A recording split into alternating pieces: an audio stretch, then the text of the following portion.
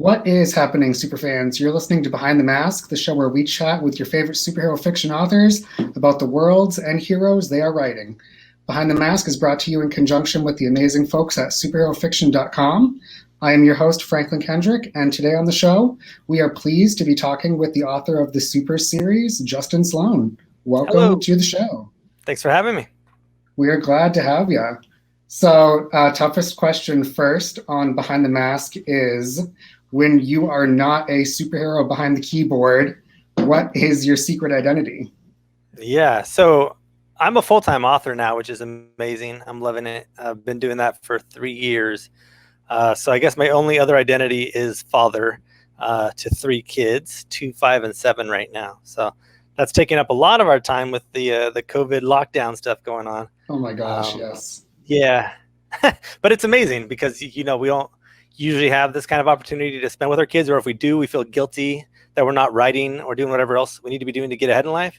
But right now we have no choice, so it's kind of relieving, because we're like, wow, I can spend time with my kids and not feel guilty. I still feel like I might not be able to pay the rent sometimes, but I don't feel guilty. Absolutely. It's kind of like, kids, just go in the room for a few minutes while I do like an hour, and I promise I will be with you. Well, we have a good situation where my wife isn't working either. So, I mean, I don't like to call what I do work. It's just writing books, it's fun. But so we're just doing 2 hours on, 2 hours off. So like I'll sit down for 2 hours and work while she takes care of the kids, and then we swap, which is a great situation because then you're kind of not thinking about writing too much during that 2 hours. So when you do sit down for your 2 hours, then you just plow through it. And I get about 4 of those a day. So it's still like an 8-ish hour day, Very cool. Yeah. Hey, I mean, you make it work, and you do what you got to do. And it's good when you have another person to kind of like juggle it off. So it's not like a one-person show. Mm-hmm. Yeah, it's very nice that we're in this situation right now. We just moved to LA about a year ago, and she quit her job like 3 months before that. So it's still somewhat of getting used to it, but it's been over a year now. So I guess it's working out. Coolness. Yeah. So this is a 2-part question. What got you into writing? And then specifically, I know you have a bunch of different series and you've done multiple genres, but what got you inspired to write in the superhero genre? Yeah, so I was thinking about that, and I don't know. I love superheroes. I always have, as a kid, of course. I used to write comic books and do some little weird things with my friends, and then we would read all the X-Men comics, of course, and all the movies have been a big inspiration.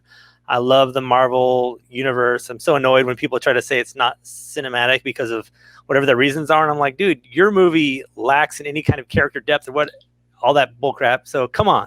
So anyway, I love the Marvel universe. So that was a big part of it, but I think really it's, for me, goes back to fantasy, which is your question of why I got into writing too. So why I got into writing, pause before you say the superheroes part, which was the George Martin, Game of Thrones, loving those books, Brandon Sanderson, Elantris, just great books. And Brandon Sanderson always talks about the magic systems. And with my superhero books too, I've really come to approach it in that sense of like thinking, what is the magic system in more of a, what is the superhero superpower system? And I always find there's a thin line there. I think there's some good distinctions, but yeah, I've kind of joked that all of my books, including my sci-fi ones, are really just fantasy, and then I just throw a layer of sci-fi on top of it. And same thing with superheroes; it's kind of fantasy, but I throw a superhero layer on top of it. Yeah, so I'm kind of cheating, but it's like it all kind of like it depends on what you.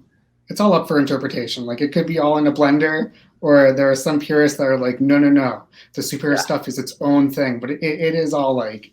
You can't deny it's all fantasy of one flavor or another. Of some sort, yeah. And I think it depends on like how you approach how they get their powers or how you learn it and all this stuff. But yeah, I think it's a thin line. And like if you look at Fantastic Four and a lot of these of how they got their superpowers, and then you look at my book like Shadow Core, which is supposed to be more of a space opera kind of thing, it's very similar. So it's a thin line for sure, Yeah. It all depends on what do they do with their super abilities after they get them, how it changes their life. Yeah, somebody was talking about like the mask and the cape and secret identities and that being a defining factor. which kind of makes it tough. I haven't really done a lot of the secret identity stuff in my superhero books. I don't even think I really do that at all. I'm trying to think as I talk if I do. But yeah, I'm not really a big fan of the secret identity thing because it's so often just ridiculous. Unless you can Mhm. change shape and all that, like change how you look. But Yeah. but I do have I do have a werewolf story that I did a long time ago that kind of plays out as a superhero story because really she's just a shapeshifter and she's able to control it with like silver that she puts into her body and it controls the flow of the power and all that. It's stupid, but Oh, cool. it's kind of just a superhero story. You know what I mean? Like where she just uses it and that's her secret identity. So when she uh, has the silver in her and makes sure she can't transform and doesn't transform, that's her identity during the day. And then at night, it's kind of a cheat too, where she transforms partially depending on how full the moon is at night. And if it's Mhm. really full, she kind of loses control unless she has that silver going on and the right amount of it. So anyway, so it kind of I guess that's my like one thing where I played with the secret identity. Coolness. Yeah, it's like this. The werewolf idea sounds like the Hulk, where it's like I Yeah, must not transform into the Hulk. Except it's like I must not be a werewolf right now because I don't want to do this. yeah, and I love stories that play with that, where if you have this kind of power, at what point does it become the power taking over versus you controlling the power? I always think that's Mhm. fun idea. I'm doing that with a fantasy. I'm writing an epic fantasy right now that I'm playing with these ideas. If you can use magic, like a lot of great stories do, at what point does it start mutating you and controlling you and all that stuff? Definitely, it is. That is interesting. So for your superhero books, and it could be in general as well. Um, who are your heroes? And I don't know if it's a team of them or if it's a single one, but Hmm. if you want to give us like an intro of who they are and like, do they work together? Are they against each other? Do they hate each other?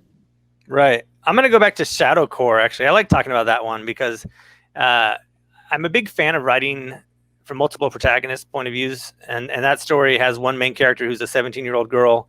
And then it has these other characters like a Republic of Korean Marine who gets brought into Mhm. this team. And they're like this international assassin group who quickly turn into kind of superhero people.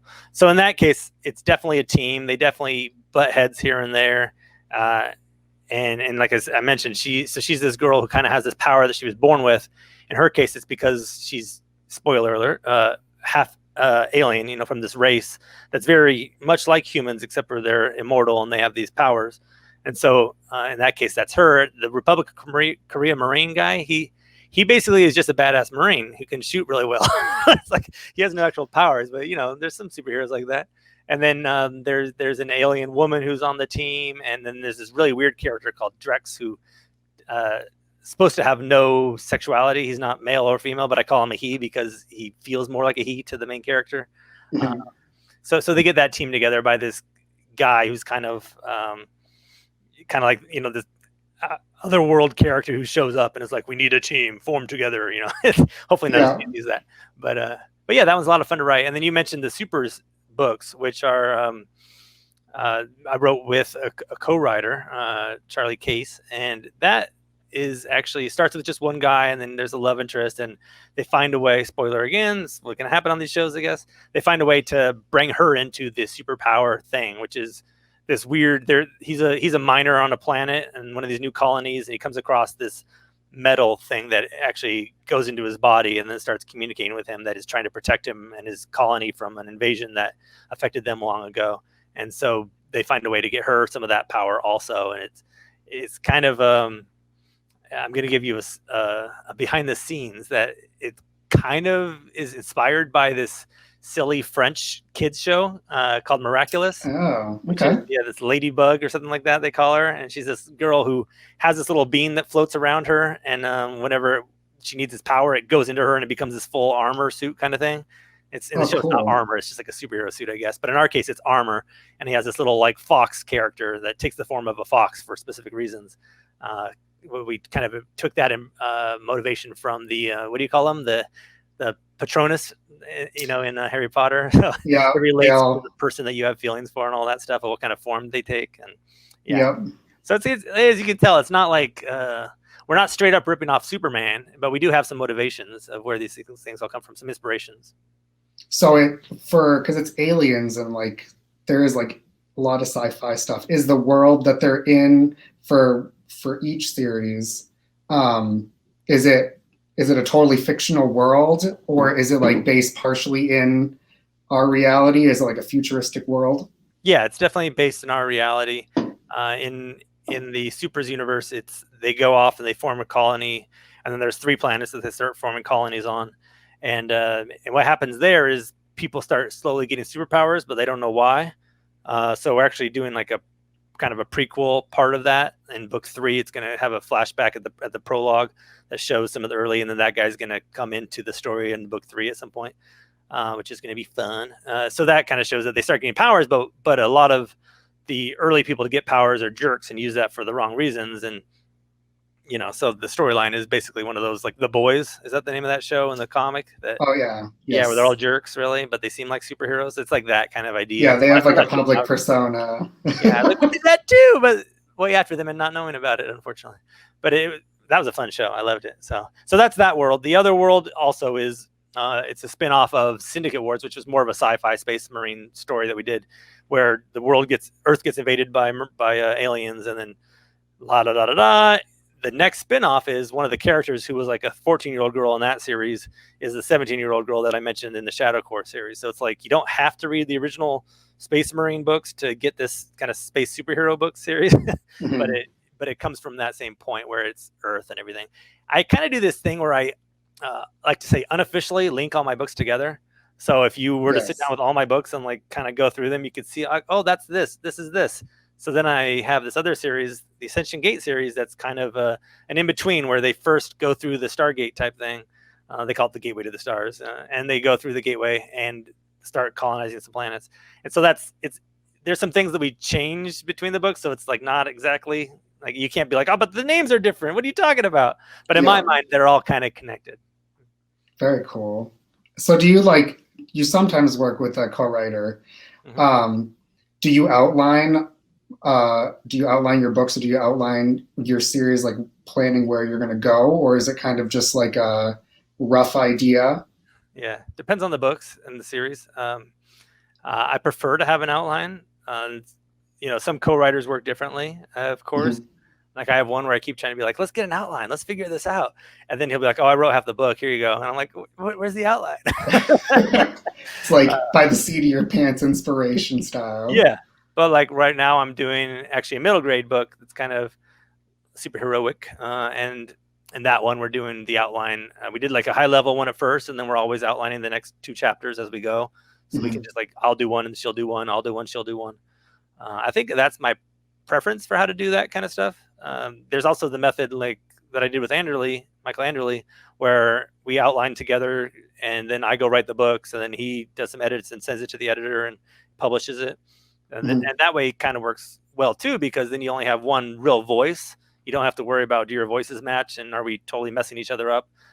With my Syndicate War series, we had 3 writers on that originally, and yeah, there was some verbal slaps going on because people just couldn't like figure out like, but you're doing this, and then oh, you rewrote that part, and you know what I mean? Oh boy, yeah, that's like the game where you hand around the chapter to everybody and you go, "Come on, continue Yeah. it." And you're like, "Why did you write it to here?" No. Well, the worst part is when somebody then goes and rewrites half of a chapter that you did without like doing track changes or really commenting or telling you. Oh And so then no. you're trying to write the next chapter, and they're like, "Oh, but that part's gone." And you're like, what do you mean that part's gone?"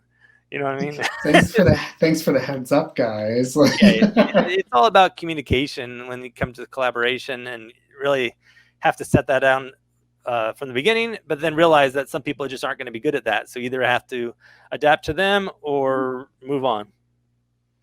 Definitely.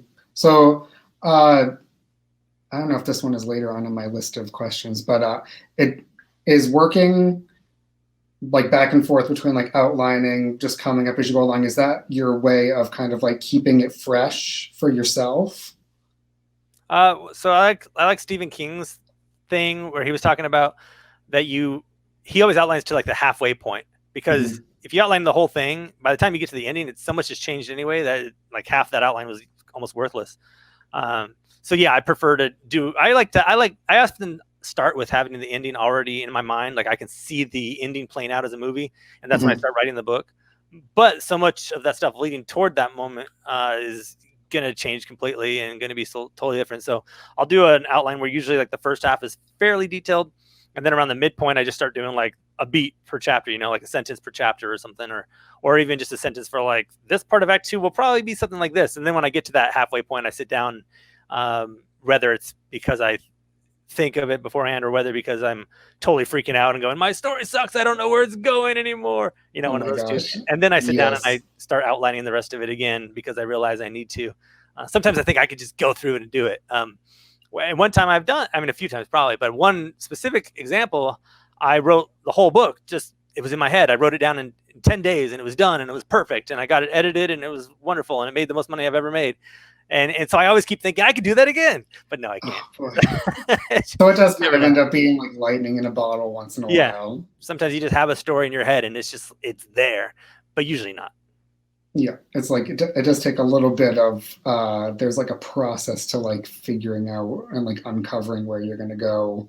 Yeah, for sure. Like usually they take me about 2 months nowadays, and I wouldn't say I'd probably say like a good week of that or so was outlining, you know, with days in between here and there. Mm-hmm. Let me see what I want to ask next. I have like my things in a while. I get you all off track because I'm like, which one should I do? Sometimes there's no real organic way to do. I try to keep them in like an organic list, but it's like sometimes it's like one is more interesting than the other one. I guess I could ask you, like, what are some of your inspirations? Like whether it's like movies or other books, whatever. What are some of the things that you use to get inspiration? I like to look at things that are not at all like what I'm writing for inspiration. So, for example, Shadowcore originally started off as Apocalypse Now meets Harry Potter. Okay. I was like, I like this idea of going down the river to assassinate somebody, and I like this idea of, you know, magic, learning about your powers, and having a teacher, like an old man or person who you totally respect and who's kind of guiding you. And then I like the idea of the team. I love how in the Harry Potter books, you know, they form their friendship, and it's all she does such a great job of just focusing on that friendship and making that the strong part of the story, right? Because there were a billion wizarding books before that, and a boy learns he's a wizard or a girl or whatever before that. But the friendship is what really, I think, makes those books. And so I focused on those things, and that's what developed into that book. And a lot of times it's the same thing with looking at inspiration or ideas, or if I'm trying to write a very serious book, I get too bogged down in the seriousness of it all, like this epic fantasy I'm writing. So lately I'm watching The Big Bang Theory, which totally has nothing to do with it, but it's totally making my brain work, because as they're making jokes and references and suddenly they're fighting over the one ring that gets stolen from a set, right, that they find. I don't know if you've seen it, but there's the Lord of the Rings ring. And for some reason, that's just making ideas pop in my head, right? Because it's kindling something in my nostalgic sense of awesomeness, and I'm remembering all these stories that I've read over the years and what it felt like to watch Lord of the Rings, and that makes me say, oh, I want to write this scene in this book where, you know, finally they come out with their powers, and then something causes their powers not to work properly, and now they have to fight fist to fist, and you know, it's just like weird things start popping up. But yeah, as I mentioned before too, with the inspiration of the Marvel universe and all that, just loving these storylines. And I was a big fan of what they did with Captain America. No spoiler, I guess. Oh, yeah. What they did with him, I liked how that went. Some people were like, but whatever, you're wrong. And Star Wars too, you know, like there were a lot of issues with the last few movies, but I definitely watch those and come out with ideas, whether it's because you're like, wow, they did this wrong, and then you get ideas for what you would have done with it, and then that somehow just translates into a totally different story. Or if it's like, wow, that one part that I really enjoyed, Harry Potter, the Snape and the Always, you know, everybody enjoyed that, I'm sure. And then in this one, they brought back the I know, is that what it is? The Harrison Ford always said I know, or something like that, when yeah. And then his son brings it back, right? Or he says it to his son, I think it was, right? Spoiler alerts galore. So that I wouldn't consider that really a spoiler. Yeah, if you haven't seen it yet. But anyway, yeah, it's not really a spoiler either. But for me, that was like the moment of the movie where I was like, I don't know if I'm gonna like this movie. Everybody hates it. I'm gonna go watch it anyway and see what I think. And then that was one of the moments for me where I'm like, I like this movie. I don't care what people think. And that inspires ideas in my own stories where I'm like, how, without copying that, and that's almost like the Harry Potter and the Star Wars thing are kind of almost the exact same thing. So you don't want to do that because then you're just copying it. But what can you do in your story that really resonates with the readers, that makes you feel these characters and that they have like some strong connection that is going to last forever, you know? Yeah, I definitely agree. Like I feel like a lot of times when you talk to people about like, oh, uh, what led you, like what did you read or what did you love as a kid that you wanted to emulate? And it's like you're not emulating their plot, you're emulating like elements, like you said, like the friendship of the characters. Like Yeah.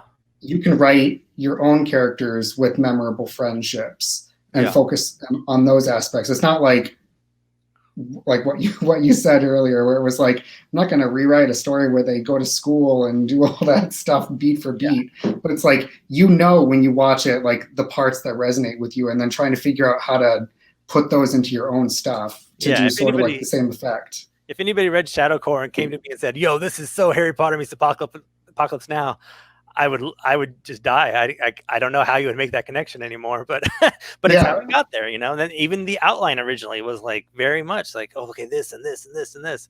But I would be very surprised if anybody made that connection without me saying so. Have you done any other inspirations where you mashed up two totally different things together? I imagine the answer to that is yes. I think I always kind of do that. I always start with a point where I'm like, I have an idea or I have a vision in my head, like I said, of what the ending is. But then I want to sit back and think, what is the story? Brandon Sanderson, I keep throwing his name out there because I adore this guy. He has his lecture series online on YouTube. You can Google his lecture series at Brigham Young where he teaches. And he talks about this a lot, where he will come up with a story, and then instead of just trying to write it, he'll try to think, what kind of story is this? And he mentioned some stories that are, I'm trying to think of what his example was. I think he threw out the Avengers and like how one movie is a heist movie, one movie is a assassin movie or something, one movie is something else. And that's the same idea like he does with his stories. He'll think like, okay, this story is a heist story, or this book specifically is a heist book within this series. And then he'll think about, go watch a couple of his favorite heist movies that are obviously nothing to do with the first Mistborn book. And then he'll watch those to try to get an idea of what they're doing. And then that'll end up being like the same idea. It doesn't copy it at all, really, but it gives him a lot of motivation and idea for how scenes can play out and the emotions behind the characters in those moments and all that. And I think that's smart. I like to do that, if nothing else, because it's just fun to sit back and watch a movie sometimes. Yeah, and plus it's like, oh, that's an interesting way to like approach like what is the theme, instead of having it be like a lofty thing. It's kind of like it's boiled down to like the bare bones, where it's like, yeah, it is a heist movie, and it is like, I don't know, it's a broad examples, but then you can build up whatever you want on top of it. Yeah, I'm trying to remember if I could think of what we came up with for the Supers books, but I can't right now. But this new book that I did with L. Bowers, Primal Link, that one, we basically were like, we love Horizon Zero Dawn. It's this video game with these big robotic animal type monster things, whatever. And then I loved Event Horizon, the movie growing up. Oh, so terrifying. Yeah. I was just talking to somebody yesterday for an interview thing where I was mentioning like that was the one movie that in my high school buddy, there's a big 6'4" dude who's like, dude, that was the only movie I never wanted to put my feet down below the seats throughout the whole thing. Because it was just like we're these like high school seniors, just like, oh my god, you know. Anyway, so we loved Event Horizon, we loved Horizon Zero Dawn, we loved Starship Troopers, and we just kind of were like, okay, those are our motivations. That's what this story is. In similar idea, you'll see like these kind of robotic creatures, and you'll see you know, a kind of spooky element, maybe the Horizon Zero Dawn side of it. That's more in my prequel to that, which is called Prime Evil, to try to give a sense to my readers that it's not going to be a happy ending. I try to give it as, yeah, because Event Horizon doesn't have a happy ending, so I couldn't do that. Yeah. Anyway, so those kind of all came together and inspired this. I think I do that with a lot of stories. It's very cool, I gotta say.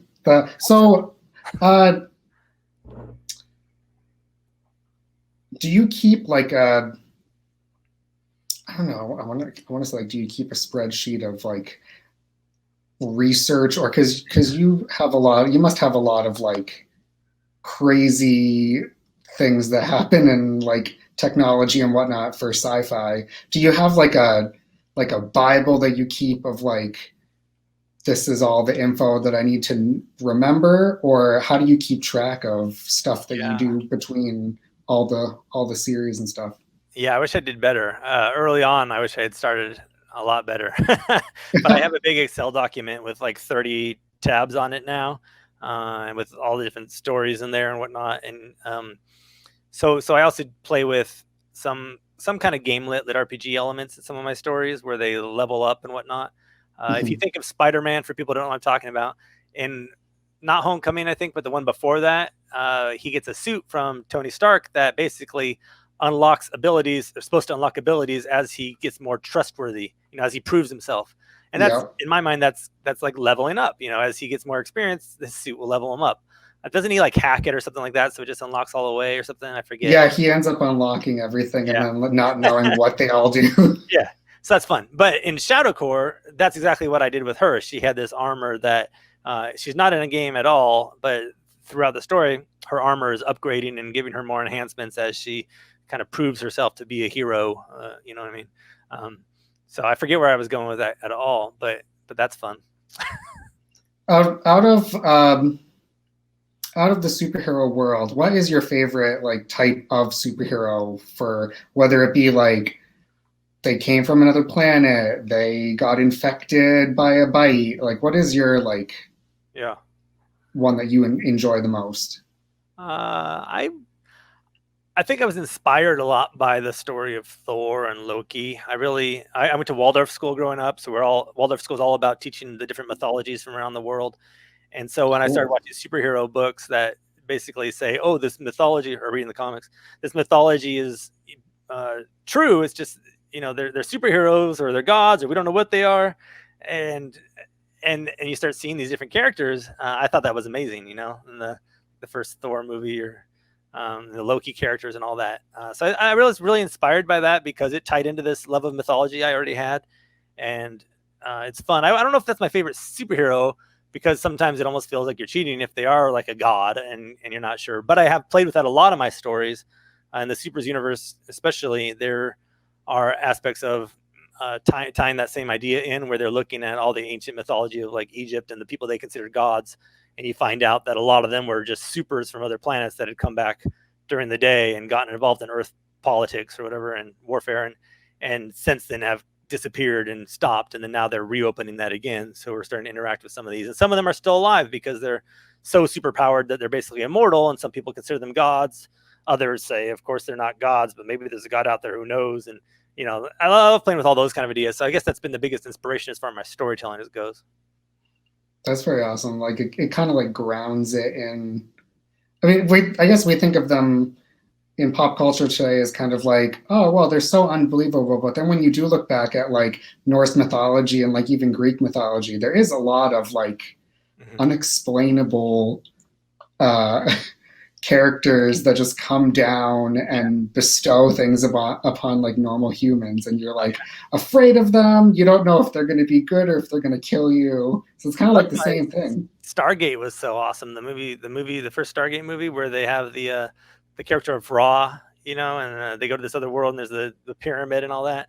That Oh was a yeah, similar idea. It just totally got me inspired, and I'm sure it's a lot of my storytelling ever since. It's a great fun concept to play with because we've had so many interesting mythologies over the years on our planet, right? So, yeah, and some of them are kind of like just waiting to be dusted off and like reborn, I guess.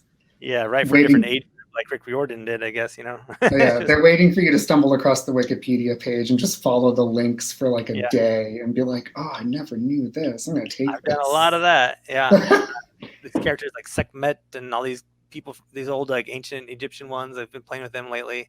And what's interesting is it's never like you don't there were people writing that stuff before Rick Riordan did, of course, but he's exploded. He's like the big one now in the middle grade and young adult genre. Mhm. And there's always those kind of stories already told. So some people are saying like, oh, but that one's already been written by somebody else. I can't do it. Why would I bother?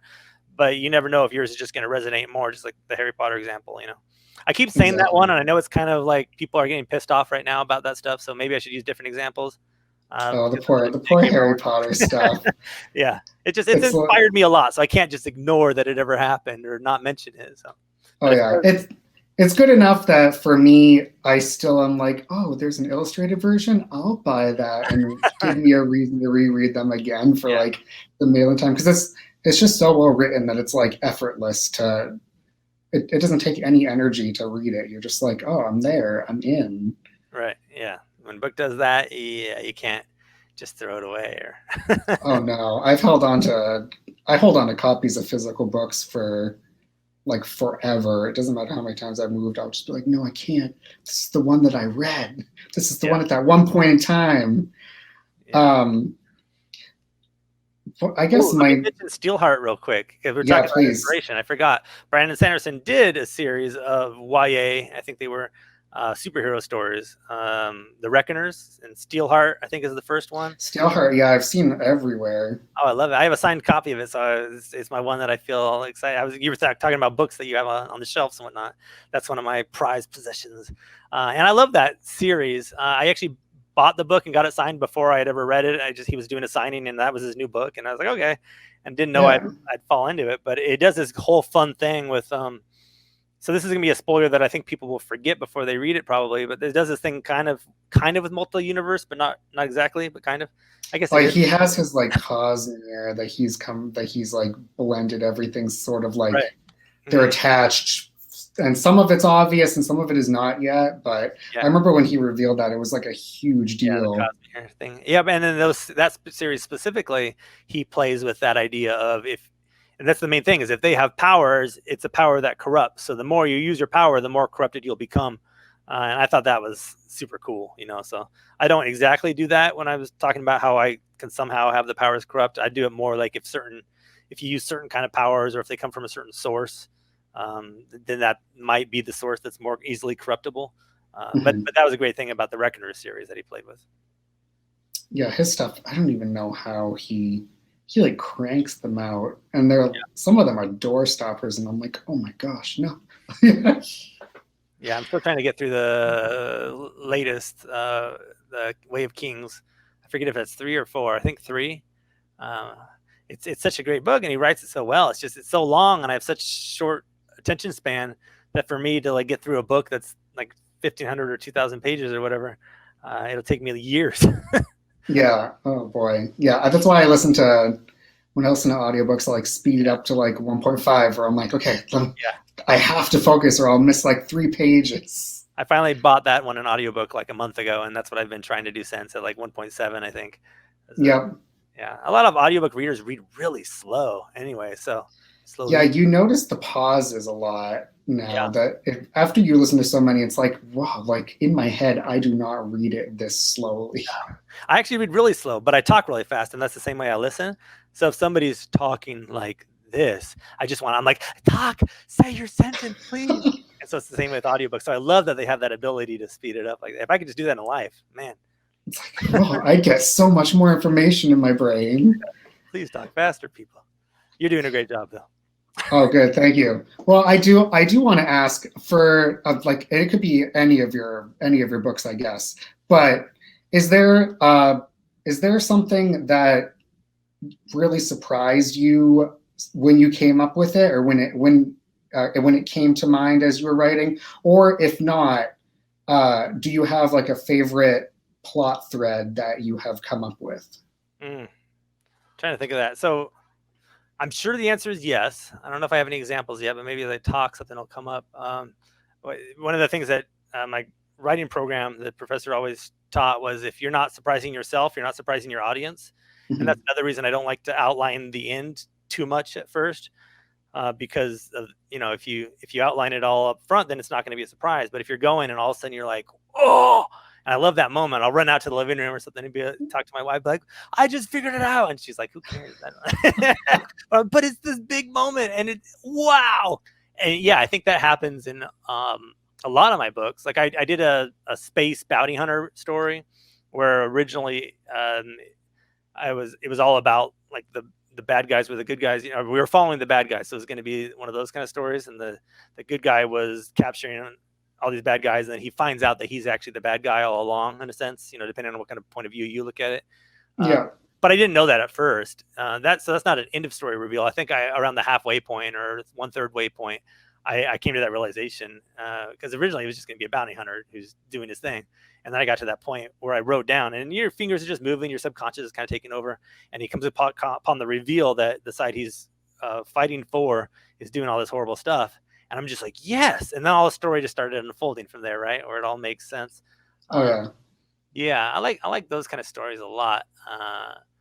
Trying to think if there's any like one big surprise. I think in the Primeval book that was the Event Horizon inspiration, I actually thought it was going to be more horror, and I thought I was going to end on a really bad note, and it I'll kind of spoil this one too and say that it still does, but I do it in a way that surprised me and that sets up those. At least one of the characters is going to return in the second book in the series that it's a prequel to, so which is Primal Link 2. So everybody, I've gotten 2 negative reviews. They still give me a 5-star, but they're like, but I didn't like this thing, the ending. Oh yes. That's because they don't know that character is going to return.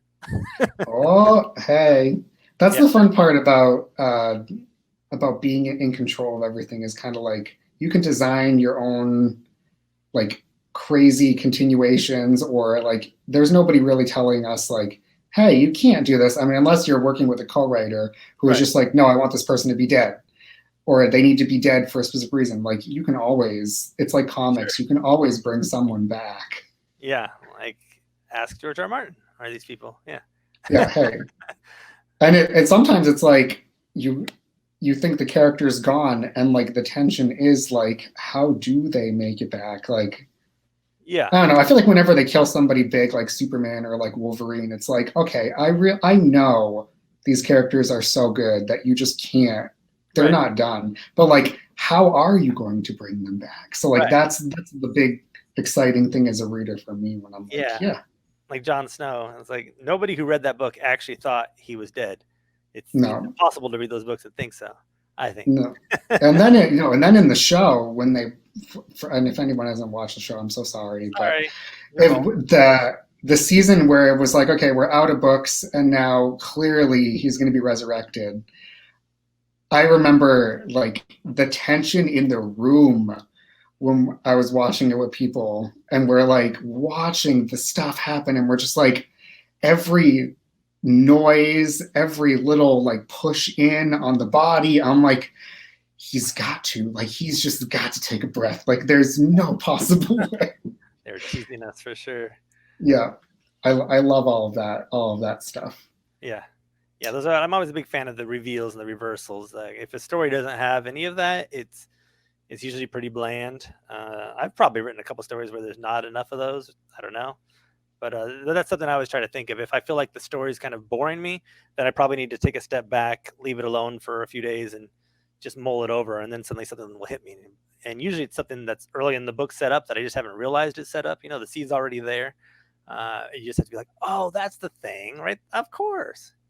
Yeah, I did listen to what the heck? Whose was it? The Da Vinci Code author. I can't remember. Yeah, I listened to his masterclass on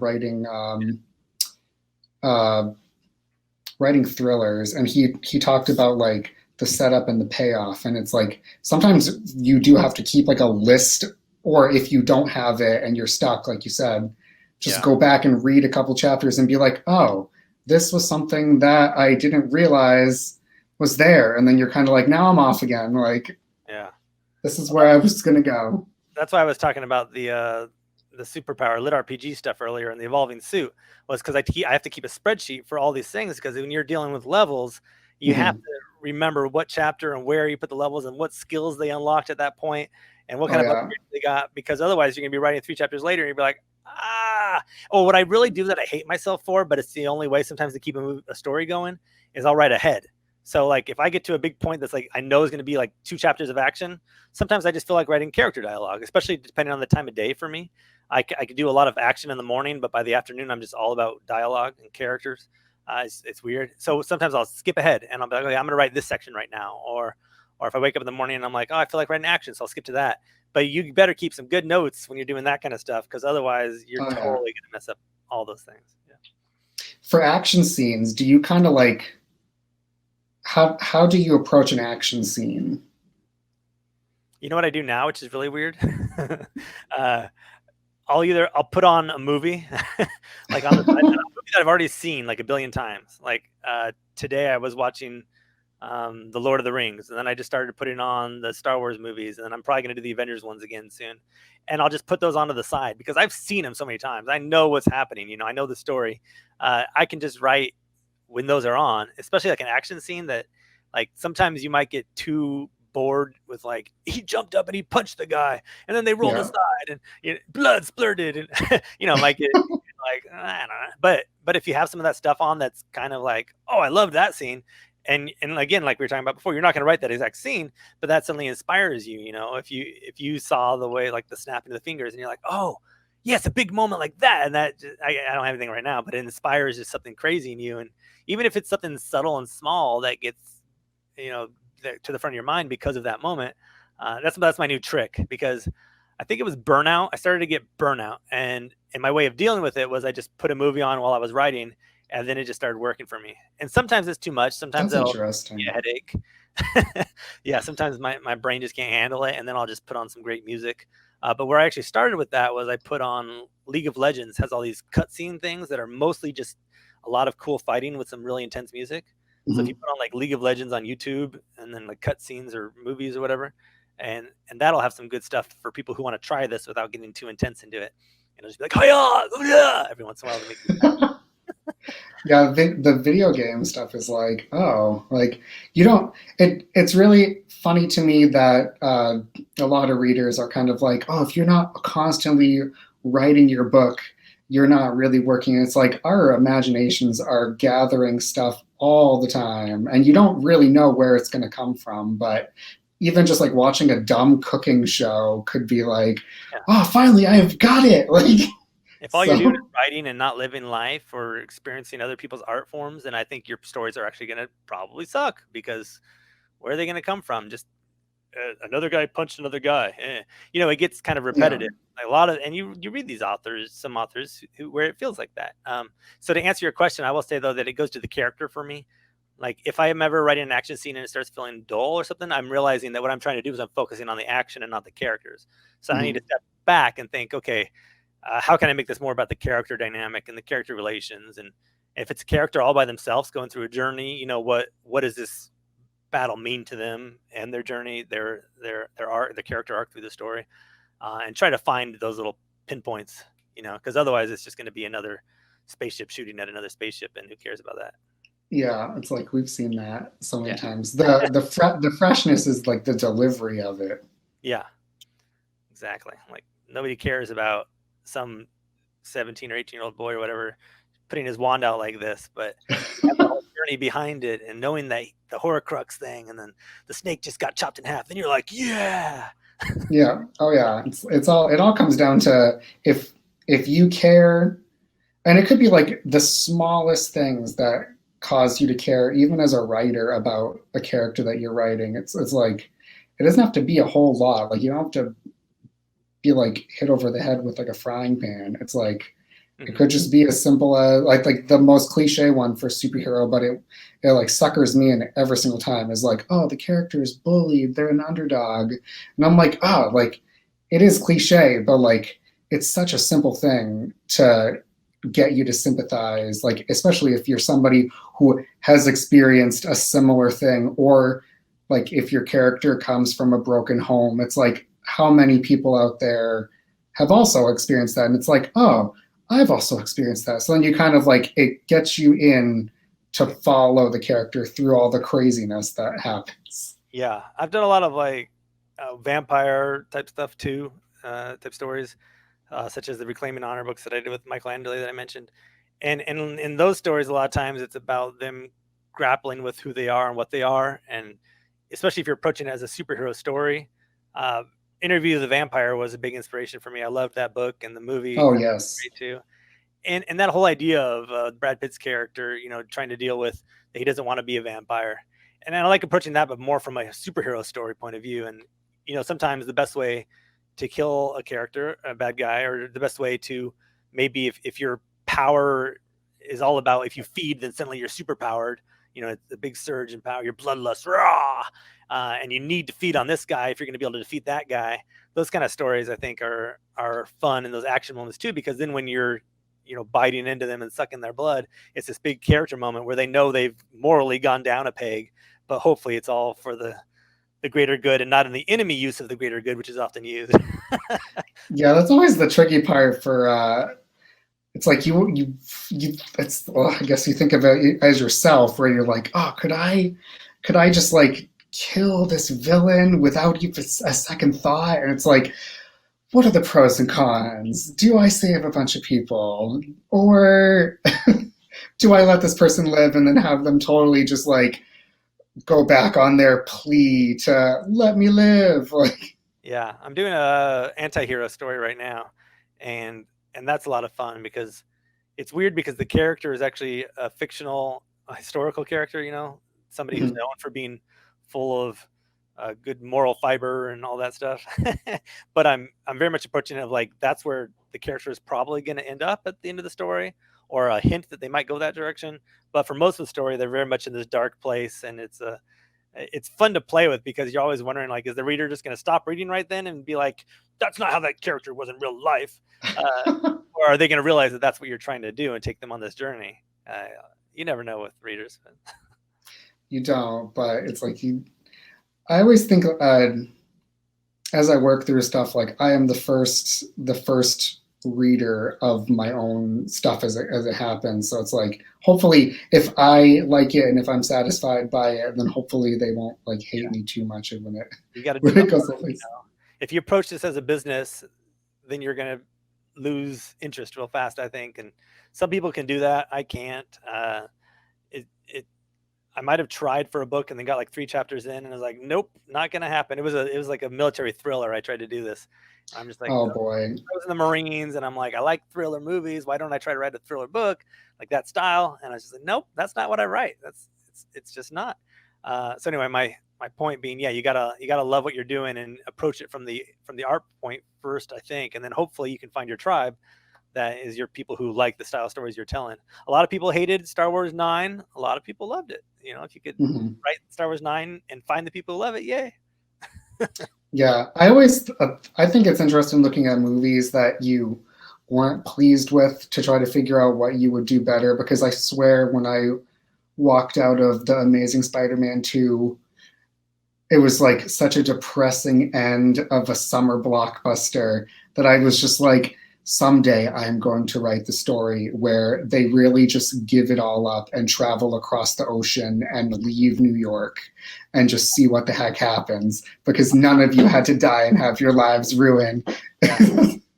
Yeah, that's a toughie. I think there is some of that to think about. Like, I loved writing this book, Primeval, but I don't think I'd want to start becoming the person who does negative endings, or I'd be known for that. And I think a lot of the indie readers, the people who love indie writers, read it for different reasons than a lot of the trad readers read books. Like a lot of our Mhm. readers, they want to pick up a lot of KU, Kindle Unlimited, and just like plow through it and feel inspired and be happy. And they don't Yeah. mind some downs here and there, but they want to be mostly uplifting, mostly going forward, kicking butt. uh, and so that's a different style of storytelling, and we have to think about our audience sometimes too. So if you want to tell that story, I did, and I think that's fine. I did it after a lot of other kind of stories, although my first novel was kind of dark too, I guess. So my point being, like looking at Last of Us 2, I won't spoil that at all because that just came out, but there's a lot of arguments online, and it's mostly, I think, not about any kind of LGBT things that some people are saying it is. A lot of people are annoyed about a certain way that the story goes, Mhm. and I think that would be fine for like a traditional novel, the way that story went. But I think for a video game, it's tough because you're playing the characters, and so if you do something in that medium, then you're kind of screwing over the player in a way, which some people are fine with. And for books, there's some of that. It's tough, right? Like some people don't mind reading the antagonist point of view in stories. But I definitely have read reviews from readers who are very against that. So I think thinking about what kind of reader you're writing to is always important whether you choose to write to that reader or not, I guess it's like that right to market idea where you're uh, changing your story based on what you think the readers will want. I'm not saying I weigh one way or the other on that, I guess. I'm just saying it's something to think about. For your books, how much do you write? Like, how quickly can you, like, from start to finish, be like, okay, I'm done with a book? Because I know you said you've done this like full time for a while now. How do you how quickly do you do it, and how do you manage, like, okay, I've got to do X amount of work to be pleased with my with my job for the time being? I don't do that anymore, which is fun. I think I reached like a kick myself in the face moment like 3 months ago or something. I am subscribed to anything that showed like numbers as far as sales and stuff. I don't want to see it anymore. I don't Mhm. want to think about deadlines. So I'm just writing books right now, which is fun. I got to that zen point where I'm just like, I'm just going to enjoy this. I'm not going to think about it at all. And so my current book, I'm at like 60,000 words. I think it's going to be about 80 to 100,000 based on the outline. And it's taken me, I think, a month to get where I am right now, based on, yeah, when I started and everything. But I'm doing like 3 books at once, which is kind of weird. But the other 2 are both middle grade. So those are shorter and a little more, what's the word? Floozy, fun, flimsy, whatever the word is. It's just like silly. It's fun. I'm just Yeah. doing whatever I want in those versus this one's kind of dark and epic fantasy. So it's a little more thought and involved. And, but to answer your question historically, because I only started doing that like 3 months ago, usually I would have my deadline, which would I try to have a first draft done in 3 or 4 weeks. 3 weeks would be great. 2 weeks would be awesome, but that rarely happened. It happened a couple times. 3 weeks would be great. 4 weeks, I'm okay with it. And then within that, I had probably 2 or 3 that ended up taking like 2 or 3 months, which just pisses me off. And usually what sucks is the ones that end up taking longer like that are the ones that sell the worst. And what sucks is once you get to that month and a half point, I started thinking, okay, this is taking me longer. And because historically I've seen the ones that take longer sell worse, this one's going to sell worse. And then it starts taking longer because you start getting in your own head. Oh, geez. Yeah. Once you go full No. time, it's this very, you start thinking about too much of this anxiety stuff. And that's why I've gone Zen mode right now. Cause I'm like, no, that's not going to be the best way to tell stories. I don't need to be doing that to myself. There's no point. But some people work better with deadlines and all that. I think I'm already the kind of guy who is disciplined and is going to do the work regardless. So for me lately, deadlines just feel like a waste of time and more stressful than anything. Because I wake up at 3 or 4 and I write, and then I write all day long. And I just love writing. So I'm going to do the writing. The words are going to get done. If I Mhm. start thinking about word count every day and, oh no, I didn't hit the word count today, but I wrote some awesome scenes and some awesome chapters. That's what's important, Yeah. not that word count crap. But, I'm not dissing people who need that. Like some people love doing the word count thing and they have the counters on their screen and that gets them to where they need to be. I have played with dictation, and man, it's great if you like doing that. I can get like 5 to 7,000 words done in an hour if I sit down and do some dictation. But I Yeah. hate it. I just despise it. It's like I'm talking right now, and that's fine. But if you like tell me to sit down and start talking through a story, then my brain starts going, it's very forced. Versus when it's just the fingers moving, I put on my music or I put on a movie or whatever, and I'm just like, Yeah, I tried doing dictation, and I like it only if I can go out and walk around like the neighborhood. yeah. Because if I tried doing it at my desk and it was just like, I cannot sit and watch this software trying to figure out what the heck I'm saying, and Yeah. it just like freezes me right up. For the middle grade books, I've had a little fun. I have an exercise bike here, and I have a standing desk, so I'll raise the desk up, put the mic right in front of me, get on my exercise bike, and do that. And Mhm. that can be fun, especially because the middle grade books, like I said, they're a little less involved as far as my brain. So Yeah. I'm just having fun with it. So in that case, it's okay because I can just let it flow. And but versus my epic fantasy right now, I'm writing notes, I'm checking things as I'm going. I'm like, wait, does that spell? Did it? Has he reached this kind of point in his evolution yet? These kind of things. So. Oh yes. Yeah.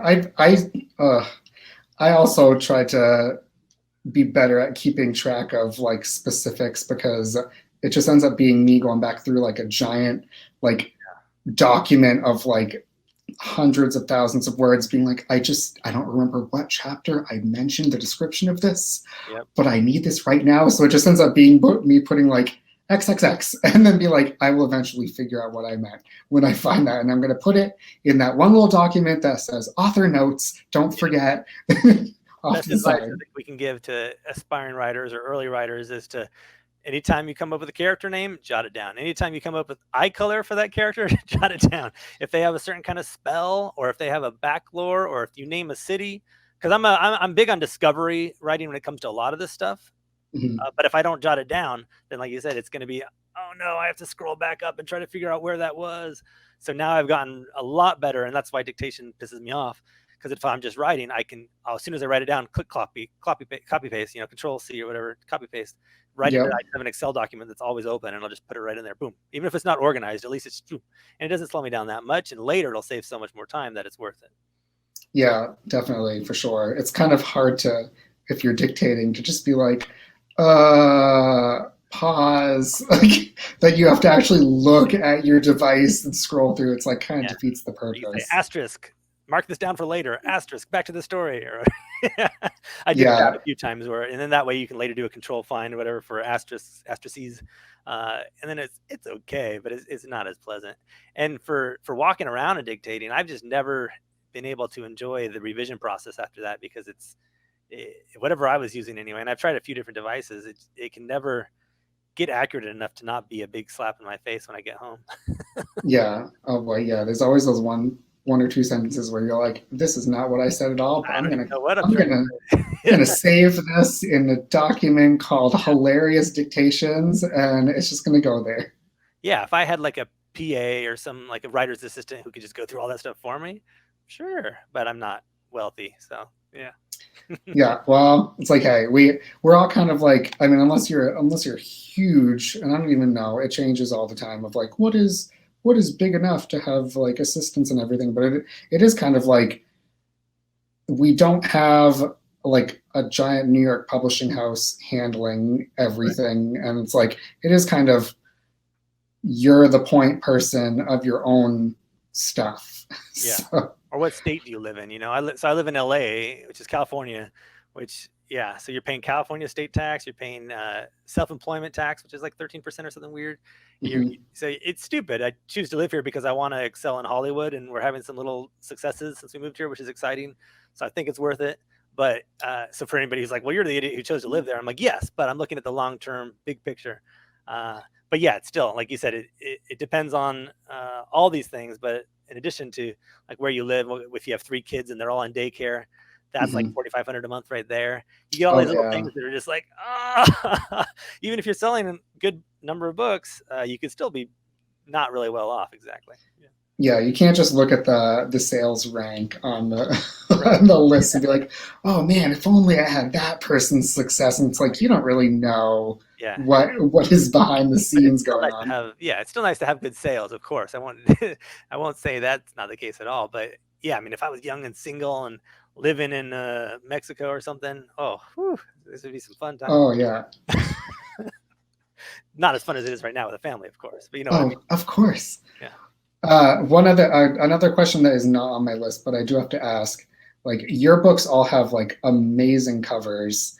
Thank Do you. you start with a cover as inspiration, or do you just have a cover commissioned after you're done writing? I just do them all myself. Just joking. Yeah, Bazillion books. I was gonna say, how many things do you have that you do? No, I did get my nice little pen here for my stuff, and I started trying to learn how to do it. And I was thinking I might do my own for some middle grade stuff. Mhm, But there's so many great artists out there that, you could get a nice cover for that age range for that kind of style book for like $100. And I'm like, "Pff, for the amount of hours it takes me to draw something that great and with coloring and lines and things, there's no way that's worth the time that it would take." So I still do it, and I do it more for like layout stuff. If I have a cool idea, mhm, I'll and maybe I'll just pull together a couple images and then draw a little something. Like I did that the other day for Primal Primal Link 2. I pulled up a Warhammer 40K Centaur, and then I drew like a Space Marine underneath him with a rifle pointed up. And then you'd send it to the artist and let them figure it out. But yeah, I'm all over the place as far as that's concerned. What I love to do is have an idea, hire the artist, and then get the cover done before, like maybe when I'm at like the chapter 3 point, so I kind of know what's going on, but I don't know everything, and then let mhm. the cover influence where the story's going somewhat, because they'll put some cool stuff in there. Like they'll Oh when I yeah. first did my Shadow Core books, they had like just for no reason at all, he had done like 4 sketches, and in one of them the character had those metal wings coming out of the back, and I never had that in the story. But the minute I saw that, I was like, oh yeah, that's going in book 2 or 3, I think. So it's why not? It sounds cool. And so I love getting inspired by the cool way they do the armor, or they'll put something in the background that wasn't in the story. I have, for this middle grade book that's going to come out this summer, I have these the cover artist came back with these cool trees that are all circular, and some of them look kind of like humongous what do you call this, Venus flytraps. And Mhm. that's not in the story, but now it is. Oh yeah. See, Yeah, it all leads back to, like, you don't know, even from your own cover art that you commission, you get like inspired yeah, to put stuff in. yeah. If you get a great artist, I've had lots of artists over the years. There's some that are big pains in the butt, some that just leave because they get a great video game job that there's no way you can compete with what they want anymore. Oh yeah. Uh, That's like their dream right there. They're like, yeah, I've made it yeah, finally. yeah. And some are so hit and miss. It's just weird. Like you often wonder if they're outsourcing, because you'll get one that's amazing, and then you'll get another one that's kind of cool, and then all of a sudden it's just crap, and you're like, what happened? And then you go pay another artist and hope that it turns out to be good, because you've already dropped anywhere from $300 to $1,000 on this thing. Yeah. Oh boy. That's the one thing. It has come such a long way for, and I feel like at the beginning of the self-publishing, it was kind of like, oh, the artists are all like nervous about, like, oh, what do I do about licensing and all stuff. But now it's like the amount of stuff that you can find and the artists that are willing to do things, it's like it's so crisp and it's so like glossy, where it really is like the cover is the first thing that you see when you're hunting, and it's like, oh, you can tell which ones are like, I've never seen this before and I really want this. It is hard to compete, though. A lot of artists are using a lot of authors are using amazing artists nowadays. So it's just, Oh yeah, there's some where they'll be like, I won't tell you who I use because if I do, I won't be able to use them again for a year. Like, yeah, that's me, because I made that mistake before. We had an artist who was only quoting us $400, and I shared it with one buddy, and he oh shared it no. with like 5 buddies, and all of a sudden the guy, like just 2 covers later, and I wasn't even done with the series. He's like, "Yeah, that'll be 1,200." I'm like, "It was 400." No. Yeah, so I've learned my lesson. What I usually tell people to try to be nice is, "Hey, I'm busy with that guy. When I'm not, if I've decided to move on, I'll share it with you. Just Yeah. remind me in like 6 months from now." Because yeah, but a lot of my former artists I'm not using anymore. So if people are curious, I think I'd be happy to share pretty much all of them. Yeah, I don't think I'm using anybody anymore. Actually, it's kind of depressing. Oh. Yeah, I'm still friendly with some of them, but you just realize that some of them aren't like the art style you're looking for, or but there's one guy that I really like, but his price was too much. Like I think it was like $900, and I'm like, if my books are every single one is hitting the mark and making a profit, then that's fine. But Yeah. that's not always the case. Yeah, there is that part of it where I feel like sometimes it is like that, where the artists are kind of like, yeah, my stuff is worth this much because your previous books did this much, and it's like, yes, but there's always the chance that it could totally fall flat, even Yeah, if you do sort of like plan ahead and like yeah. write for the best. It's like, oh no, like that's where you get stuck. So I've had 3 books in a row at some point that like kind of didn't do well at all. Like they barely made their money back, and so after that, that's when I started looking at the art I was getting, because I for about a year I was probably paying $700 to $900 in that range for every single cover, and Hmm. and after that, after those 3 books, I'm like, ooh, I gotta start thinking. Now I'm trying to usually go between the 300 to 400 range if I can find people who can do uh, good art for that. Um, Hmm. it's not always easy, which means you might have to Yeah. delay a publication until you can find the right artist for it. Yeah, or if it's somebody I've worked with in the past, then I might be willing to go a little higher. We'll see. Yeah, but usually artists, art. What is the one? ArtStation or DeviantArt are the 2 places I go for. Yeah, deviant art, I mean, holy moly. Like, I guess in the end, like the artists, they have to pay back their art school loans, but it's like, oh, guys, $1,000 per. This better be good, and it better last me for a long time before I have to do anything to it. I have a funny story where I got a quote from a guy, and I was like, okay, I think I can spin that. And so he asked me to pay the 10%. So I forwarded him the 10%. And he's like, Mhm. dude, you're missing a zero. And I was like, no, no, no. And I went back and looked, and yeah, I was missing a zero. He had actually quoted me at $6,000, not $600. Oh So I my quickly can't. I was gosh. like, can I please back out of this? I can't afford $6,000, dude.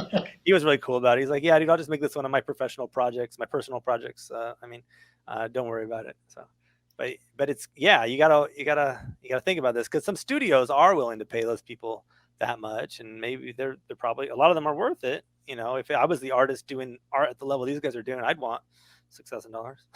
Oh yeah, yeah. Well, plus, do they also handle your? Because I mean, for the supers books, like though the text itself, I'm like, oh, it's so it's like really beautiful. Like, do they handle all of that, or do you do that yourself? Yeah, so I have a guy in oh, that's who I won't share. My guy in Thailand. Don't tell me the name, but I mean, I'm just like I mean, I'm always curious on the because I did do some graphics classes in college and whatnot, but it's like the I have worked with some people where I'm like, okay, you were able to do good art, but you do not know text design, so like clearly it's a different departments. even this guy, he'll usually send like he'll usually send the first version. Sometimes he hits it right off the bat, and sometimes I'm just like, oh, if that would have been like the first thing he'd ever shown me, I probably would have been like, next, work with somebody else.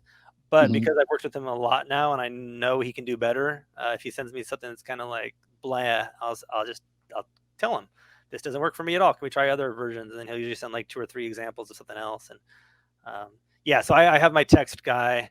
I have two text people right now. I have one that I'm using who's much cheaper, who's like $15, and that's not this one. That's for more like my middle grade stuff. And sometimes she does a great job, and sometimes not. But at $15, I think it's okay that if it's like one out of every four turns out blah, you can say, Mhm. okay, I'll go pay the more expensive person now, which is like $50. And I've used one guy who was 100 to $150, depending on what you wanted. I only used that for once. That was the Starforged series, and as cool as that was, I'm like, I can't justify that much extra for the letters every single time. You know what I mean? It's just, it adds up. Yeah. Uh, and yeah. So anyway, yeah. So I like getting art, lots of artists and lots of. I would love to have more text people, but I've had another one, but he stopped doing it. So kind of two or three text people as well. Crazy. The weird little industry of like I designed the lettering for ebooks, the covers. Yeah, and some of these people I've seen out there, there's like a list of I forget if it's romance writers or what they are, but they have a little Facebook group where they share all these things, and there's people who do like text design and they charge whatever for that, and that's separate from actually getting the text done. I don't even understand. Like they design the font, but they won't do the title for you or something. And then there's the people Yeah. who do the title, and then uh, some people are paying like $200, $250 just to have titles done on their books, and that's amazing. Wow. Oh, to be at that level of like, here Right? you go. Yeah. Just design my logo. And basically, it's a logo if you're doing a series. Right. Yeah. You want to, and it's good. It's great to have that branding. I don't know if it's always. I don't think it's always worth it. I think even like somebody was asking me the other day, like titles and how much importance I put on a title of a book. Mhm. And I think it's cool to have a cool title, but I've never once bought or not bought a book because it was named something cool. Like I don't know what Elantris means, but the book is freaking amazing. Um, Yeah. Yeah, it's definitely a combination of like multiple elements that all come together. It's like the same as like a movie or TV show. It's like you're not watching it because they had great sound design yeah. only, or Right. like it's a bunch of different elements that all come together. Yeah, and if the title looks really stupid, you might be kind of turned off. But a lot of people do have horrible looking covers and horrible looking titles, and they still sell like crazy. So then it becomes something about all finding the right market. And if you're in the right market and the readers find out about you and they just love your books, they're not going to give a crap. Yeah. Yeah, I've totally done the whole like let's look at the list that I'm hoping to write books like this. And then I'm like, oh, I wonder where they get all their stuff from. And then I totally stumble across their art somewhere. And I'm like, oh, I could have swore that was custom made for them. And it was not. But I Yeah, was totally tricked. But it's yeah. still beautiful looking. For me, I have to get this nice art nowadays. So I used to want to be an artist when I was a kid, and like I draw comics and all these things, uh, and I remember going to like the guidance counselor at school and be like, "What can I do with art?" And they're like, "You can do design for ads, and that was like all I had at the time. And so I Mhm. thought it was like something I couldn't do in life. And so now, like working with artists, I'm very much like it's part of the whole thing. It's this is my book. It has to look beautiful. And I yeah. That said, so when I have older books or books that even if it's not older, but the title or the cover isn't what I imagined, or it just kind of feels wrong, I I just hate looking at it on Amazon. I'll pull it up. I'm like, oh, I try not to look at it anymore. I recently went back and redid some of my middle grade stories under Justin Sloan. It's my middle grade pen name, and redid some covers on that, and I'm pretty happy about them. But they're not selling at all, so it's a total waste of money. But I feel so much happier about them. Yeah, I feel like the middle grade right now is kind of like it's really the kids are not at school, so it's like I don't know if that really. I felt like my superhero books were a middle grade, but then when I look at some of the lists of people that have given it stars and have read it, I'm like, oh, you're not like a middle schooler at all. But Yeah, like if you are gearing it for middle schoolers, it's like right now it's kind of like they're not at school, yeah, so they're not forced to sit in a study hall and read something or whatever. So it's kind of like they're in their living room, they're going to play a game or they're going to do something totally different. But it's like once school comes back, hopefully yeah, hopefully that picks up again because yeah. it's like, oh boy. I have heard some of these authors target a lot more of the actual older, like the grandparents, because a lot of them Mhm. like to read the stuff and then recommend it to their grandkids. Oh yeah, there totally is a group of people that are like, I will screen everything and make sure it's good, and then be like, okay, here you go, you can have it now. Yeah, but yeah, that's a genre that I write for the passion. That I have a story, I got to write it, and it's nice that often they're okay with 30 to 40 or whatever thousand words instead of 80 to 100,000. Because if you have passion projects that you know aren't going to make money, it's Mhm. very nice for them not to be as long as the other ones. Oh yeah, definitely. Yeah. So let me just steer it. I'm getting close to the end of Mhm. my questions, but it is super super fun to chat off of my script. Um, but I will say where, because you said one of your series is kind of like a like branch off. Where would you recommend somebody to start with your books? Should they start at what you would consider the beginning, or can they start on the offshoot? Yeah, I never know how to answer that question. uh, Start where you want. if you want to get all more me than anybody else, start at Biotech War. Project Destiny is the first book in that. It's much more straight sci-fi with a little bit of. He gets like this alien tech thing that kind of makes him have some almost superpower-ish thing as the story goes. Uh, and then that ends with what leads into my Ascension Gate series, Starforged, and those 4 books. So you have 7 books right there that are just me. So that's probably a good place to go if you want to get a feel for who I am as an author and see how I've Mhm, grown, because I wrote Project Destiny probably like 3 or 4 years ago now, and then the other one's more recent. So you can watch a progression maybe of my skills, hopefully. Uh, I really love Shadowcore, and those books have probably sold among the top of my books and have some of the best reviews. So that might be a good place also. But then you have the question of, do you go read the Syndicate Wars books that came before it and other spin-offs? Like I have the Warwolf series that Jonathan Yanez did with us, and mhm. some other ones that are coming soon. So those are good spots. Maybe, but you'll get into all this spin-off stuff and it's crazy. So if you get too overwhelmed and you're like OCD, start with the Biotech Wars and Project Destiny.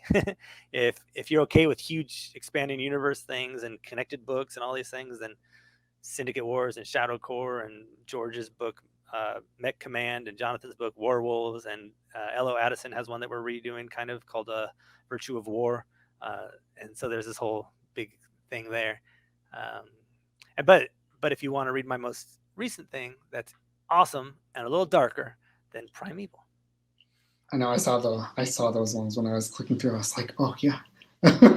I love it. It's more what I kind of am right now mentally, like where I want to write, which is I've had a lot of fun with all the gung ho stuff, but right now Mhm, what I like doing is characters who are semi superheroic but not pure, and it's not all about the powers and all about the big flashiness. It's more about the characters and the relationships. And it's not pure happy endings necessarily. I'm letting my George R. R. Martin come out a little bit, is what I'm saying, without Yeah. going crazy on it. And I like that spot. It's fun. I don't know if all my books are going to be like that, but the one I'm also writing right now is in a similar vein, except for it's epic fantasy. And my first book ever that, has its faults. What was it? My brain is going weird for some reason. Land of Gods. Um, I remember Michael Scott Earl shared that with his list at one point, and he got the feedback that it was too dark from some of his readers. And I'm like, but dude, your books are super dark. And what? Yeah. If somebody's books are super dark and their readers are saying my book was too dark, I never thought it was that dark, but maybe it was. So I have this like weird phase where like I'm sandwiched, right? Where's on the screen here? There we go. I got the dark book, a bunch of big happy books, and then the dark book at the end. So we'll see what happens next. Yeah, it depends on for the listeners out there. You pick your flavor. How dark do you want it? Are you in that state of mind? If you are, go for it. If not, there's some lightheartedness. Yeah, and I'm mostly a lighthearted kind of guy, as you might have guessed. I like to smile, and I laugh at the end of every sentence usually. So that's how my writing is. Yeah. Not bad. For looking to the future, I know you said you're kind of like going along at your own pace, but can you tease anything that may be coming down the line for if there's anybody who is like a voracious reader that might be listening? Yeah. What can we expect? Yeah, well, I have the Primal Link 2 is coming out, but that's mostly L. Bowers. That's one of those situations where I'm writing like 15 to 20,000 words in it, and he's writing hopefully about 50 or 60,000 words in it. Mm-hmm. So it's mostly him. Same with Primal Link 1. But we have that coming. We have the supers, there's Rise Up, Take Aim, and then the third one is coming out. And the third's going to be the final in that trilogy. And so that's coming out. It's going to have an awesome narrator. We'll announce that shortly because the audiobooks are coming September 1st. So we're going to aim for book 3 to come out September 1st also. And it's like one of the biggest narrators in the genre, in the sci-fi genre. Coolness. So yeah, fingers crossed on people loving that. After that, I've been a little, people might know about my middle grade stuff. They also might know about the Jamie Hawk stuff, which is very adult. So don't look at that unless you want to be scarred for life. But that's where the epic fantasy is going to fall because I'm not holding anything back in that. It's dark, it's sexy, it's everything. So if you want that, that's going to happen. And that has some Arthurian stuff. It has some Castlevania type stuff. It's going to be freaking awesome. It's something I've been working on basically for like 5 years. I wrote a short story of it at one point and published it in some like online magazine or something. And then I've always been like, how am I going to approach this? I don't know how to do this.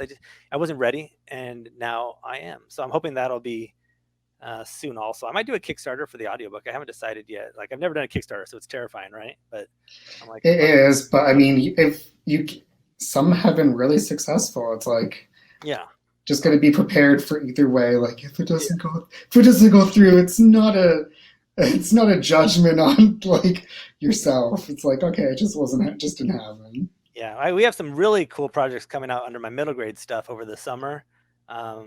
It's kind of game lit RPG, some of it, and some of it's other isekai. Is that the Portal stuff, Portal fantasy? Yeah. But that's for the middle grade genre. So I don't know if readers who are listening to this are into that as much. But as far as like Sloan, I've been going back and forth on ideas. I'm really playing with, I'm always inspired by video games. I haven't really played much of Devil May Cry, but I've been checking it out a lot lately. Mm-hmm. And this is fun. It's very much like dealing with demons and dark stuff, but with a lighthearted comedy edge to it. I'm kind of leaning toward doing that, like an anti-hero. Oh, we got a kid poking through the back there. Uh-oh. So I'm thinking about maybe doing an anti-hero kind of superhero story that might involve that kind of stuff. We'll Coolness. Yeah. Well, it sounds like you have tons of things coming our way. So. Yeah, I mean, not as fast as I used to be. I'm also kind of starting a video game job, so that I'm not sure how much time that's going to take away right now. Mm-hmm. Oh, I got somebody singing in the background now too. Sorry about that. But yeah. It's okay. So I guess just to wrap it all up, I mean, there are people who a lot of people who have probably read your stuff, but for somebody who doesn't know where to find your stuff, where should they go? Where can they find you, and where can they find your books? Sure. Amazon, of course, is Justin Sloan. And I recently put up a website, justinsloanauthor.com. And so what's nice about that is the front page is just like the first books in a bunch of my series. So if you want to just be like, what are the series I should check out? You can go there and just see, oh, there's that, there's a book. Versus Amazon that just organizes it however the heck they want, based off of what people buying right now or whatever. So Mm-hmm. justinsloanauthor.com. And I'm on Twitter at Justin M. Sloan. I don't use it as much anymore, but I'm still occasionally. And if people want to reach out, justinsloanauthor@gmail.com. I'm always happy to chat. And I always like to say, if I don't reply to somebody, it's not because I hate you or I'm a jerk. I hope it's just because I usually open it and then forget. So I always want to tell people, feel free to hit me up multiple times. If Yeah. finally I tell you I'm not interested and I just stop responding at that point, then maybe that means I don't like you anymore. Come on, guys, you're ghosted. Take the hint. There's been one or two people in the last 2 years that like they just keep they're just I don't know. I don't know how to say that. Well, I'll say They're persistent. Advice, yeah, advice for people who are curious about how to approach other people they want to chat with. There's like one guy, and maybe it's a bot. Maybe it's a bot. I don't know. I haven't thought about that much, but like they'll just be like, "Hi, how's it going? Hi, how's it going? How you doing? What's up? Anything new?" And you're like, if you have something to talk to me about it. Don't just keep asking how I'm doing. It's nice to ask how somebody's doing, but it gets really annoying if it's all at the same time. But if it's a bot, that makes sense. I don't know. I never thought about that before. But then there's this other guy, and if you're listening, this is just friendly advice. I still like you as a person. Where it's kind of like always trying to give me advice, but I don't know who he is. He's just like some dude who's always like, "Why don't you try this? Why don't you do that?" But it's just like always throughout the day. And I'm like, I'm trying to write. And so I'll try to give little hints like, oh yeah, I'm just working on my book right now. And then it just keeps coming. And so it's eventually like, do you just not get any books done, or what do you do? Yeah, come on. I'm not looking for a life coach here. Yeah. I mean, it's nice to, and also like, no offense, this is where I sound cocky. I don't mind sounding cocky sometimes. Like I kind of know what I'm doing. I've been doing this full time for 3.5 years or so, and then writing video games for 2 years before that and stuff. So like this person who's never written a book, who I don't know who this person is, and then they're giving me all this advice. I'm like, why? Thank you. Yeah. But why? Yeah. Anyway, I sound like a jerk. I'm sorry. I don't mean to sound like a jerk, everybody. I love you. No, it's fine. It's okay. People, if you're one of those people, take your advice and use it to make your own things, and then you will definitely see what you want out there in the world. Everybody has their journey, and like, for me, I do what I do not only because it makes sense in a business sense, but because it's what I want to do, right? Like sometimes you have to follow your heart and do things even if they're not going to sell the best, or you don't approach a certain market because you have no idea what that market's all about. And so while advice might be great for the person who knows that market, I'm not going to go write certain kinds of books or do other things that don't make sense for me. So, and I think that's useful for all of us. So yeah, if you have all these great ideas, go act on it, man. Right? Yeah, do it, because you never know. It might turn into something big. It might not. You never know till you try. Yeah. Why did we end on that note of me bitching? I don't know. I feel like I should ask one more question. Yeah. Do I have any that I haven't done? I'll share that I recently had some amazing breakfast burritos with this like orange sauce that was just so good. Something happy. It was really good. And because like all these places are closed and now they're opening, and then you can order food still, of course. So I realized I could order from my favorite coffee shop that had closed down for a little while. And so it was like the best mocha in the world with the best breakfast burrito, and just made it was Father's Day. So I was like, I'm gonna do it. I don't care if I'm spending $60 on coffee and breakfast burritos. Yeah, some of the local places where I'm like, oh, I haven't had this specific breakfast sandwich in so long, and they're the only ones that make it like this. Yeah. I'm just like, this is like treasure. Thank you. Oh, the Harley Quinn scene where she's Birds of Prey, where she's going for that breakfast sandwich. Ooh, I felt it. I was there. Oh, yes. You get me. Absolutely. I should use that more as an inspiration. I love these. I love talking about Joker and like these Harley Quinn stories. And I'm not much of a. I don't like depressing. There's a lot of depressing shows out there that I just can't watch because they feel too dark for me in a different way. Like the whole tone is dark. But like these stories feel uplifting to me because it's all about that character and being who that character is.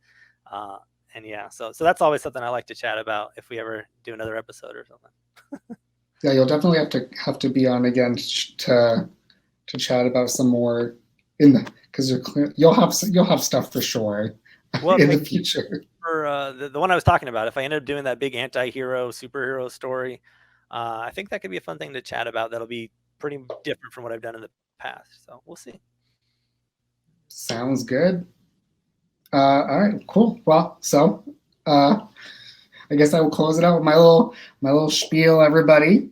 Um, Basically, if you liked the content and the conversations that we had in this show, whether you watched it on YouTube or if you're listening to it on iTunes or wherever else, please just be sure to subscribe, and that way you don't miss out on any of the future talks that I have. Please hit the like button. Make sure you ring the bell, get notifications so you don't miss out on anything.